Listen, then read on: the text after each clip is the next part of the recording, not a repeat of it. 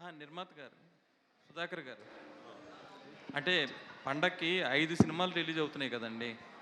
మరి ఎట్లా అవన్నీ సర్దుబాటు చేసుకుంటారా మీలో మీరు? లేదంటే ఎలా? ప్రతిసారి ఏవో థియేటర్లు గొడవలు ఇవి అవి అన్నీ వస్తుంటాయి కదా. అందులో 2 పెద్ద సినిమాలు చిరంజీవి గారిది ఒకటి, రాజాసాబ్ ఒకటి. ఎలా మరి ఇవన్నీ అడ్జస్ట్ అయ్యాయి? చూస్తామండి, అదే మాట్లాడుతూ ఉన్నారు. బట్ మోస్ట్లీ అన్నీ వస్తాయి.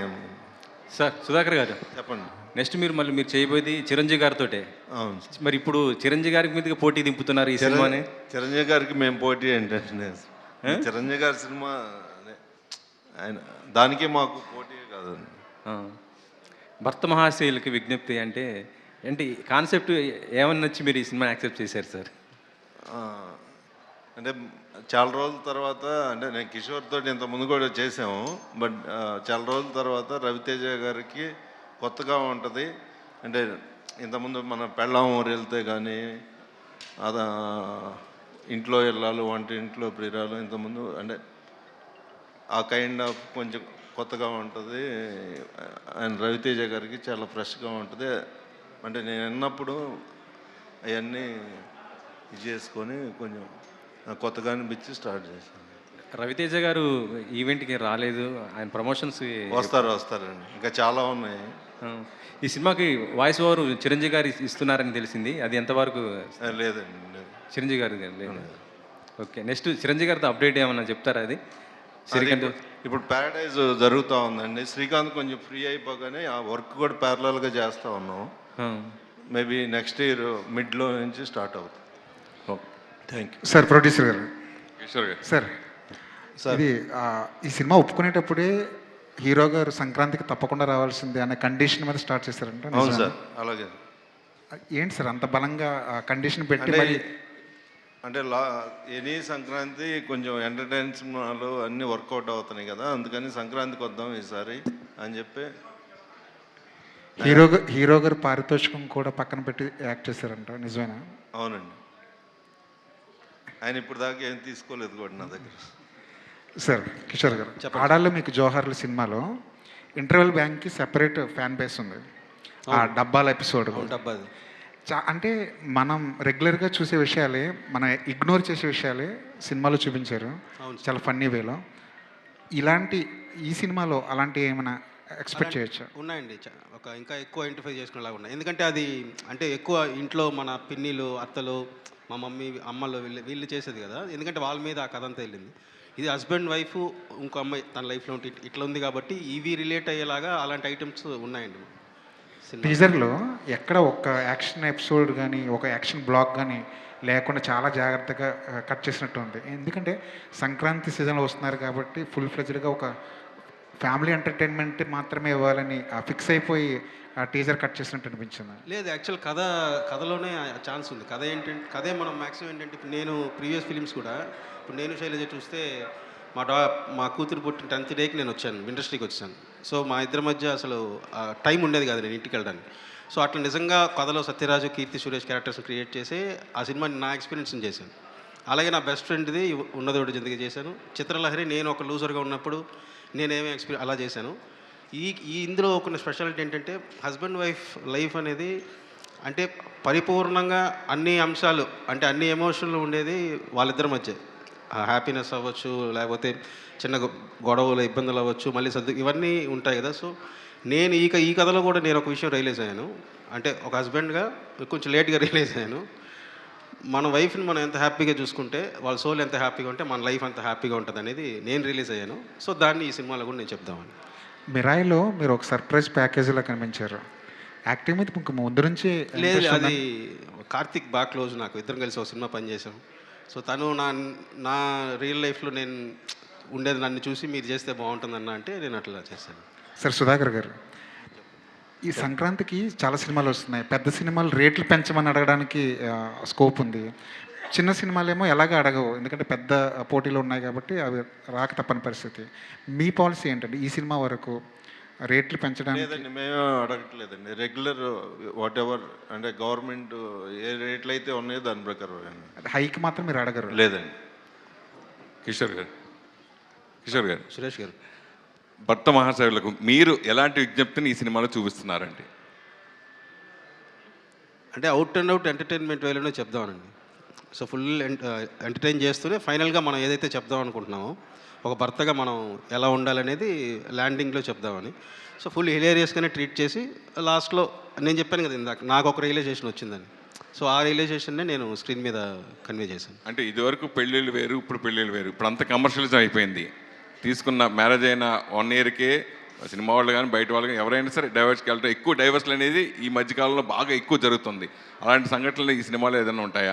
లేదండి, ఇది నేను నా లైఫ్ ఎలాగో అట్లా నేను మన ఉంటారు కదండి, నేను చూసిన ఇది నేను నా లైఫ్ ఎక్స్పీరియన్స్నే ఉంటుంది. అంటే మోస్ట్లీ మనం ఉండే 90% హస్బెండ్ వైఫ్ ఫ్యామిలీస్ ఎలా ఉంటుంది, ఇంకో అమ్మాయితో అందరం చూసిన జీవితమే ఉంటుంది దీంట్లో. డింపుల్ ఎలా ఉన్నారు? బాగున్నానండి. రవితేజ గారితో ఆల్రెడీ మీరు ఇదివరకు సినిమా చేశారు. సో మళ్ళీ చేయటం దాని గురించి ఏం చెప్తారు? నెంబర్ 1. అట్లాగే ఈ సినిమాలో మీ భర్తేనా రవితేజ గారు?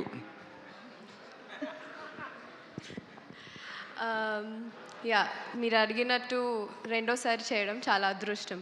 ఆయన పక్కన చేయడం చాలా లక్ ఉంటే కానీ కుదరదు. అది కూడా నేను చాలా రోజుల తర్వాత వస్తున్నాను. ఫస్ట్ ఫిలిం ఆయన ఎనర్జీ మీ అందరికీ తెలిసిందే. అలాగే రెండో సినిమాలో కూడా నాకు అది అసలు ఆయన పక్కన యాక్ట్ చేస్తున్నట్టే ఉండదు. And he's a very good family friend, very good friend to me. And I really respect him. So working beside him అది నా అదృష్టం. అలాగే సుధాకర్ గారు నన్ను కూడా అనుకుని ఈ క్యారెక్టర్కి కిషోర్ గారు ఇలా అనుకుని తీసుకోవడం another luck. And yeah, I play his wife. మీరు ఆ టీజర్లో చూసే ఉంటారు. సో యా, అంటే మామూలుగా ఒక సక్సెస్ఫుల్ కాంబినేషన్తో అంటే ఎప్పుడు రిపీట్ ఉంటుంది. అయితే మీరు ఇద్దరు కలిసి చేసిన ఆశించిన స్థాయిలో సక్సెస్ కాలేదు. అయినా కానీ సక్సెస్ఫుల్ కాంబినేషన్ అనేది ఎప్పుడు మన స్వాగతం పడుతూ ఉంటుంది, మనం చేస్తూ ఉంటాం. కానీ మీరు రవితేజ కలిసి చేసిన సినిమా ఆశించిన స్థాయిలో సక్సెస్ కాలేకపోయినా మీరు చేయడం గురించి ఆ అవకాశం వచ్చినప్పుడు మీరు హ్యాపీ అయ్యారు.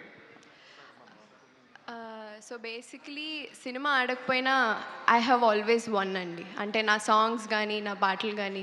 So that's why people have always loving మీ. మీ లవ్ నాకు ఎప్పుడూ ఉండింది. అలాగే సార్ కాంబినేషన్, నా కాంబినేషన్ చాలా సోషల్ మీడియాలో చూసే ఉంటారు. So everybody loved it. So అలాగే ఇందులో కూడా కిషోర్ గారు, టు బీ ఫ్రాంక్, ఈ రోల్కి నన్ను అనుకోవడానికి యూజువల్లీ ఆపోజిట్ సైడ్ అనుకుంటారు. Okay, she's done this glam role, she's done this అనేసి. సో ఈ character is Kishore Tirumala's Balamani. Yes Kishore garu, ట్రైలర్లో చూస్తుంటే మనకు భార్య అండ్ లవరు, భర్త అంటే ఇంట్లో ఇల్లాలు ఒంటింట్లో ప్రియురాలు, ఆ లుక్ ఆ ఫ్లేవర్ కనిపిస్తుంది. అది అంటే మ్యాక్సిమం మ్యాక్సిమం ఏంటంటే ఇప్పుడు ఆ పిల్లం ఊరు వెళ్తే ఇంట్లో వెళ్ళాలి, వంటింట్లో ప్రియురాలు, సతీ లీలావతి మనకి ఆ సినిమాలు వచ్చుంటాయి. సో మ్యాక్సిమం లైఫ్లో ఇద్దరు ఉమెన్ అంటే ఒకళ్ళు వైఫ్ ఇంకొకళ్ళు ఉన్నప్పుడు సో ఆ రిలేటెడ్గా వచ్చిన బేసిక్ కామన్ ఫ్యాక్టర్స్ అయితే ఉంటాయి. బేసిక్ కోర్ ఉంటుంది అది. కాకపోతే మనం ట్రీట్ చేసిన విధానం కానీ క్యారెక్టరైజేషన్ అంతా కూడా మొత్తం వేరేలా ట్రీట్ చేసాం. బట్ రవితేజ ఫన్ మిస్ అవ్వకుండా. సో నేను ట్రీట్ చేస్తే అలాంటి సిచ్యువేషన్ ఎలా ఉంటుందో అలా ట్రీట్ చేశాను. రవితేజ గారు లుక్ కూడా చాలా డిఫరెంట్గా, చాలా ఎంత అంటే అంత హ్యాండ్సమ్గా ఉన్నారు. అంటే ఎందుకు కాన్సెప్ట్ తగ్గట్టుగా తీసుకున్నారు? ఆయన లుక్ చూస్తే కొన్ని మాస్ మహారాజ్ అంటే కొద్దిగా మాస్ లుక్ ఇలా ఎక్స్పెక్ట్ చేస్తారు, కానీ ఇందులో చూస్తుంటే ఫుల్.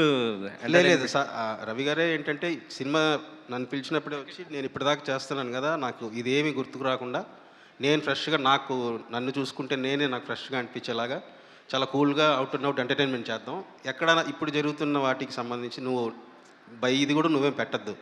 నీ కథకి ఆ క్యారెక్టర్ రామ్ సత్యనారాయణ ఎలా బిహేవ్ చేస్తాడో నువ్వు ఎలా చేస్తావో అట్లా నేను యాస్టీస్ వెళ్ళిపోతానన్నాను. కిషోర్ గారు సార్ రవితేజ గారి డైరెక్టర్స్ అందరికీ ఒక చిన్నపాటి కన్ఫ్యూజన్ ఇప్పుడు ఏంటంటే, ఆయన సక్సెస్ ఫెయిల్యూర్తో పక్కన పెడితే ఆయన ఒక సీరియస్ సబ్జెక్ట్ చేస్తున్నప్పుడు రవితేజ గారు సీరియస్ కాదు కొంచెం కామెడీ సబ్జెక్టులు చేయాలంటున్నారు. కొంచెం కామెడీ సబ్జెక్టులు సెలెక్ట్ చేసుకున్నట్టేమో ఎప్పుడు ఇవేనా ఎన్నాళ్ళు ఈ సినిమాలు అని చెప్పి అంటున్నారు. సో కొంచెం ట్రిక్కీ అయిపోతుంది రవితేజ గారికి కథ రాయాలంటే. సో ఏంటి ఆ సంఘర్షణ మీలో కూడా ఉండిందా ఫస్ట్లో? అంటే స్టార్టింగ్లో ఉండే అండి రాసేటప్పుడు. బట్ ఆయన అన్నది ఏంటంటే, నీ ప్రీవియస్ ఫిలిమ్స్ అన్నీ చూశాను కదా నేను. సో అంతకుముందు ఆ హీరోస్ ప్లే చేసిన మూవీస్ ఉంటాయి కదా, నీ రైటింగ్లోకి వచ్చేటప్పటికి నీ క్యారెక్టరేషన్ ఫాలో అయితే ఒక ఫ్రెష్నెస్ వస్తుంది కదా.